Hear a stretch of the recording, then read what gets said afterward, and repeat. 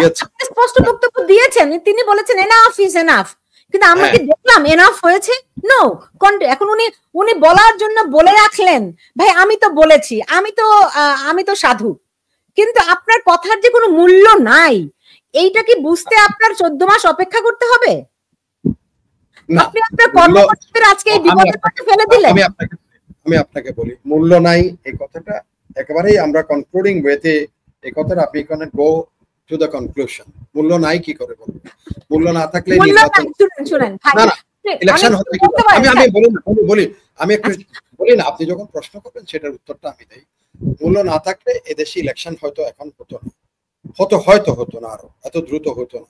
মূল্য আছে বলেই উনি বলছেন আমার সেনাবাহিনী আমার অনেক দিন থেকে মাঠে বাইরে পড়ে আছে, তার প্রচলিত যেসব প্রশিক্ষণ আছে সেখানের বাইরে পড়ে আছে। মূল্য আছে বলেই আমাদের করিডোরের মতো সেন্সিটিভ বিষয় আমরা জড়াইনি। মূল্য আছে বলেই হয়তো দেশের এখনো পর্যন্ত রাজনৈতিক দলগুলির মধ্যে বিভক্তি রেখা এমন পর্যায়ে পৌঁছানো যে মারামারি কাটাকাটি একেবারে শেষ স্তরে চলে। যে আপনি বলছেন যে পুলিশ নাই দেশে, এখন পুলিশ কোনো কাজেই করে না। পুলিশ বলে কি আপনারা তো বাইরে আছেন, আপনারা জানেন না এখানে পুলিশের যদি যায় কেউ অভিযোগ দেয়, আমি অনেকের কাছে শুনছি সে বলে যে আর্মি পেট্রোল আসলে ওনাদের সাথে যাবো, কারণ পুলিশ সাহসও করে না নিজেরা গিয়ে কোনো কিছু, কারণ কোনখানে মবের সামনে পড়বে। সে অনেকগুলো ঘটনা ঘটেছে এখানে, হয় নাই এই যে পুলিশ কেন অ্যাকশন নিয়েছে, পুলিশকে বদলি করে দিয়েছে, ওসিকে বদলি করে দিয়েছে, এটাকে বদলি করা হচ্ছে। সুতরাং এইসব জিনিস সেনাবাহিনী যে দেশের এই মুহূর্তে কিছু কিছু জিনিসের ব্যাপারে সহনশীলতা, যে আপনি বলছেন একজন ব্যক্তি তাকে অনেক ধরনের আইন আছে, সেনা আইন আছে, সেনাবাহিনীর বিরুদ্ধে কুৎসা রটালে সেটা আর্মি অ্যাক্টে আবার এটা প্রতিবিধানের ব্যবস্থা আছে, সেই প্রতিবিধানের ব্যবস্থা কিন্তু গ্রহণ করা হয় নাই। মানুষ এটা দিব্যি চোখে দেখেছে এবং মানুষ প্রশ্ন করছে কেন ব্যবস্থা গ্রহণ করা হলো না। ঠিক আছে, আপনি সামরিক বাহিনী ধরে নিয়ে পিটাও মারো কাটো এগুলি করা, যেটা সামরিক বাহিনীর কাজে হলো। আপনি আমাকে বলুন যে আগে সেনাবাহিনী রাস্তায় টহল দিচ্ছে, গুড এনাফ মানুষকে ভয় পাওয়ার জন্য? মানে আইন তো সবাই ভাঙে না, 15 to 20% মানুষ আইন অমান্য করতে চায়, রাইট? তো তাদের জন্য ওই সেনাবাহিনী টহল দিচ্ছে, ওইটাই গুড এনাফ ছিল। আর এখন সেনাবাহিনী সেনা সদস্যদের সামনে বসে তাদেরকে নিয়ে হাসি তামাশা মস্করা করে। কোথায় দাঁড়িয়েছে আমাদের সেই সেনাবাহিনী? শুনেন, এটা আমাদের দেশে বলেন, আপনি কি হোয়াইট হাউসে ইয়াতে দেখছেন, ক্যাপিটাল হিলের দৃশ্য দেখেছিলেন ট্রাম্প যেদিন পরাজিত হলো? আমাকে একটু বলেন আগে দেখছেন কিনা। আপনি আমেরিকায় আছেন না? আমেরিকায় আছেন তো কি পরিমাণ আমেরিকান সেখানে যখন তৎকালীন chief of joint staff general মিলিকে যখন প্রেসিডেন্ট ফোন করেছেন, প্রেসিডেন্ট উত্তরটা আপনার মনে আছে? প্রেসিডেন্ট কি উত্তর, sorry joint chief of staff Milley যে উত্তরটা দিয়েছেন ডোনাল্ড ট্রাম্পকে, যে Mister President I have not taken oath in your name, I have taken oath in the name of the Constitution. তো এখানে কনস্টিটিউশন যদি আপনি ধরেন, আমরা অনেক সময় দেখা গেছে যে কনস্টিটিউশনাল কিছু বাইন্ডিংস এর বাইরেও চলে গেছে, আবার কতগুলি কনস্টিটিউশনাল বাইন্ডিংস এর মধ্যেও থেকেছে। এই যে যেমন আমি যারা এই ধরনের অধ্যত্বপূর্ণ কথাবার্তা বলেছে তাদের বিরুদ্ধে ব্যবস্থা গ্রহণ না করা, এটা কিন্তু সেনা আইনে যে বিধি আছে সেটাকেও সেই অনুযায়ীও ব্যবস্থা গ্রহণ করা হয় না। এটা অস্বীকার করার কোনো উপায় নাই, মানে কোনো পথ নাই, এটা স্বীকার করতেই হবে। সো এটাতে করা হয়েছে, এটা ব্যত্যয় ঘটেছে, এটা স্বীকার করতেই হবে। হয়তো আপনি যেটা বলছেন সেটার থেকে অনেকেই আরো বেশি করে আশকারা পেয়ে মাথায় উঠার বলে যে ওই বানরকে আশকারা দিলে আস্তে আস্তে আস্তে হাতে পায়ে উঠতে উঠতে মাথায় উঠে যায় এবং মাথায় উঠে অনেক কাজও করে। তো সেরকমও হয়তো সেই আশকারারও অনেক ইন্ধন, অনেক ফলাফল বিভিন্ন কাজ কারবারে দেখা গেছে, হতে পারে সেটা। বাট তার অর্থই নয় যে আমি জনগণের একেবারে মুখোমুখি দাঁড়াবো, that is not required for the military of a country. জনগণের মুখোমুখি দাঁড়ানোর সেনাবাহিনীর কাজ নয় অ্যাকচুয়ালি। ওকে, জনগণের মুখোমুখি দাঁড়ানোর কাজ নয়, যেই কারণ দেখিয়ে তারা বললেন যে আমরা গুলি চালাবো না 5ই আগস্ট, রাইট? যেই কারণ তো দেখালেন, কিন্তু জনগণের মুখোমুখি দাঁড়াবো না আর আমি লুটতারাজ ধ্বংস হতে দেখবো দুটি কি এক কথা? তাদের চোখের সামনে গণভবন লুটপাট করলো, জাতীয় সংসদ লুটপাট করলো, পরবর্তীতে তাদের সামনে বসে 32 নম্বর ভাঙচুর করলো। এগুলো কি? এগুলো তো রাষ্ট্রের বিরুদ্ধে অপরাধ, এবং সেনাবাহিনী রাষ্ট্রকে রক্ষার দায়িত্ব নিয়েছে, এই শপথ তারা করেছে। তাহলে এত কন্ট্রাডিকশন কেন তাদের মধ্যে? তাদের ভিতরেই তো ন্যায় বিচার বা ন্যায্যতা কিংবা বিবেচনা বোধ, মানে মানে কখন যে তাদের বিবেচনা বোধ কোন পক্ষে যাবে, কোনটি তাদের বিবেচনায় থাকবে, এগুলি কি মনে হয় না যে পলিটিসাইজড কমপ্লিটলি? না, এই প্রশ্নটার উত্তর আমার কাছে নাই, এজন্য নাই। তৎকালীন যে অবস্থা, তখন আমি দেশের বাইরে, বা দেশের বাইরে থেকে আসার পরেও এমন কারোর সাথে আমার কোনো আলাপ আলোচনার সুযোগ হয় নাই যে তখন পরিস্থিতি কি ছিল, কি ব্যবস্থা নিয়েছে তারা, কেন নেয় নাই, নিতে পারে নাই কেন, কার কারণে পারে নাই, এগুলো কিন্তু আরো ভিতরে গিয়ে ব্যাখ্যা দেওয়া উচিত। ভাষা বাইরের থেকে না জেনে এসব উত্তর দেওয়া একেবারেই অনুচিত বলে আমি মনে করি। না, মানে আমরা ফ্যাক্ট না জানি, ফ্যাক্ট জানতে আমাদের হয়তো আরো অনেক বছর লাগবে, যে কি ঘটেছিল ওটা তো ইতিহাসের অংশ, অপেক্ষা করতে হবে। কিন্তু আমরা তো বেসিক আইনের ফরম্যাটে ফেলতে পারি যে আপনি বললেন সেনাবাহিনী সংবিধানের প্রতি দায়বদ্ধ, সেনাবাহিনী সরকারের প্রতি দায়বদ্ধ, সেনাবাহিনী রাষ্ট্রের প্রতি দায়বদ্ধ, কোনো ব্যক্তির প্রতি না। এটা তো বেসিক ফরম্যাট, বেসিক আইন। তাহলে আপনি রাষ্ট্রের কোন অংশের প্রতি দায়বদ্ধ থাকবেন? আপনি সরকার, আপনার সরকার প্রধানকে রক্ষা করতে পারবেন না, আপনি দেশের মূল স্থাপনাগুলা রক্ষা করতে পারবেন না, কিন্তু আপনি গোপালগঞ্জে গিয়ে গুলি করতে পারবেন, কিন্তু আপনি দাঁড়িয়ে দাঁড়িয়ে দেখতে পারবেন।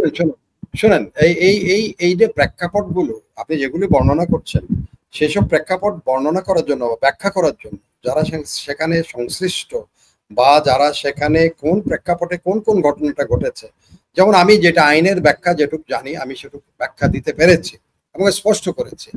একইভাবে সেটা কোন প্রেক্ষাপটে কোন ঘটনাটা ঘটেছে, কোন প্রেক্ষাপটে কি সিদ্ধান্ত নিয়েছে, প্রত্যেকটা সেখানে তার তার মতো করে জবাবদিহি করতে হবে। আপনি যদি, আমি এখন মনে করি যে যদি আপনি যে বলছেন যে সেই সময়ে কেন 5ই আগস্টে কি হয়েছিল, সেটা সেনাপ্রধান একদম স্পষ্ট করে ওনার ব্যাখ্যা ওনার জন্য তৈরি আছে। একইভাবে আপনি যে ইয়ার কথা বলেন গোপালগঞ্জ, সেখানে যে জেনারেল অফিসার কমান্ডিং বা যার কমান্ডিং অফিসার, তার কাছে সেটার ব্যাখ্যা আছে। তো সেই সব ব্যাখ্যাগুলি যেটা আমি আরেকজনের পক্ষ হয়ে সে ব্যাখ্যাটা দিতে পারবো, এটা সম্ভব না, এটা অসম্ভব। কিন্তু আইনের ফর্মুলায় তো ফেলা যায়, একটা গ্রামারের মধ্যে তো ফেলা যায়, আইনের ফেলা যায়। আইনের সেখানে বলা আছে, যেমন ধরেন আপনি তাৎক্ষণিক কিছু জিনিস আছে, যেমন সেলফ ডিফেন্স একটা কথা আছে আইনে, আপনি সেটা দিলে অনেক কিছুকে আপনি ফেলে দিতে পারবেন। সেলফ ডিফেন্স আপনি যখন যে কোনো মুহূর্তে আপনি সেলফ ডিফেন্স দিয়ে আপনি আইনের হাত থেকে পরিত্রাণ পেতে পারেন, but you have to prove, condition is that you have to prove that it was the action was taken to have the self defence. এখন আমি কেমনে বলবো যে এটা সেলফ ডিফেন্সের জন্য নেওয়া হয়েছিল কিনা, না সেলফ ডিফেন্সের জন্য না নেওয়া হয়। তো এটা ব্যক্তি যিনি ওখানে থাকবেন বা যিনি জড়িত, তিনি যদি ব্যাখ্যা দিতে পারেন সন্তুষ্টিমূলক যে এটা সেলফ ডিফেন্সের জন্য করা হয়েছে, সেগুলো আমাদের জানতে অপেক্ষা করতে হবে। ট্রু, কারণ অনেক কিছু অজানা, এত বেশি কিছু অজানা। কিন্তু এই যে ধরেন সেনাবাহিনীকে একটা সরকারের মুখোমুখি দাঁড় করিয়ে দিল, হ্যাঁ, একটা প্রশ্নের মধ্যে ফেলে দিল, নিশ্চয়ই সরকারের পেছনে আরো অনেক, ধরেন আমরা 111 সরকারের কথা জানি, যেটি সেনা সমর্থিত সরকার ছিল, ফলে সরকারের উপর সেনাবাহিনীর অনেক বেশি প্রভাব ছিল। এই সরকার কমপ্লিটলি সেনাবাহিনীর সমর্থিত নয়, এটুকু আমরা বুঝতে পারি। তো সেটা যদি হয়ে থাকে, তাহলে এই সরকার এবং সেনাবাহিনী যখন মুখোমুখি দাঁড়িয়ে আছে, তাহলে সরকারের পেছনে এটা আমি একবার আরেকটু বলি, এই যে আপনি এটা একদম মুখোমুখি সরকার আর সেনাবাহিনী মুখোমুখি দাঁড়ানো, এটা হাইলি অবজেকশন। সেনাবাহিনী এবং সরকার মুখোমুখি, এটা যতক্ষণ মুখোমুখি আমরা এমন কোন এখন পর্যন্ত আপনি দৃশ্য দেখছেন না। অবশ্যই দৃশ্য দেখছি, অবশ্যই দৃশ্য দেখছি, অবশ্যই দৃশ্য দেখছি। আমরা দেখেছি সেনাপ্রধান প্রধান বিচারপতির কাছে গেছেন, সেনাপ্রধান প্রধান উপদেষ্টার কাছে গেছেন, সেনাপ্রধান এই যে একটু বলি আপনাকে আমি, উনি কি বিষয়ে ঘুরেছেন, কিন্তু তিনি তার কর্মকর্তাদের রক্ষা করতে পারেন না। এটা তো না, আমি একটু বলি, এটার যে আপনাকে স্পষ্ট করতে হবে কতগুলি জিনিস। আপনি হয়তো একটা সুইপিং একটা রিমার্কস আপনি করলেন যে প্রধান সেনা বিচারপতির কাছে, উনি প্রধান বিচারপতির কাছে কেন গেছেন এটা আমি তো জানি না, আপনি জানেন? জানলে আপনি বলেন।